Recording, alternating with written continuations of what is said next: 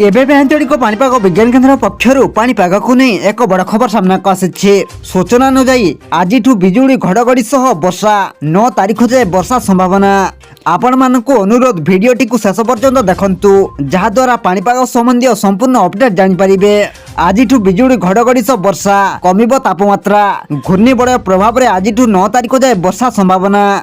आज 23 जिले में बिजुली घड़घड़ी सह वर्षा संभावना रही। मध्यम धरणर वर्षा सह बिजुली घड़घड़ी हेब 30 रु 40 किलोमीटर बेगर पवन बहीपे जहां आंचलिक पाणीपाग विज्ञान केन्द्र पक्षर पूर्वानुमान तेबे आज केउं सब जिले में 9 तारीख पर्यंत बिजुली घड़घड़ी सह प्रबल अति प्रबल वर्षा आवार संभावना रही।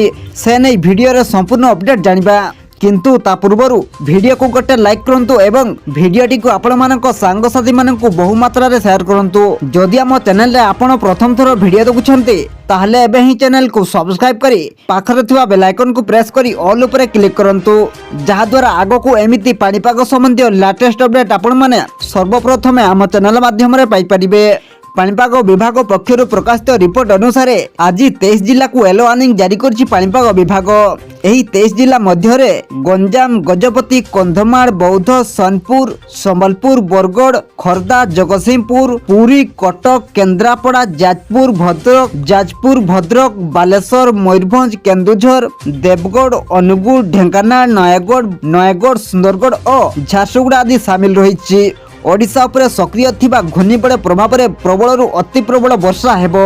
राज्यर विभिन्न जिले में आसंता 9 तारीख पर्यंत बिजुली घड़घड़ी सह वर्षा हेबो। सोमवार अर्थात आसंता काली पई 4टी जिले में प्रबल अति प्रबल वर्षा संभावना रही। सही जिला गुड़िक हेला सुंदरगढ़ केन्दुझर मयूरभंज और बालेश्वर। एही जिला गुड़िक पई ऑरेंज वार्निंग जारी करछि पाणीपाग विभाग।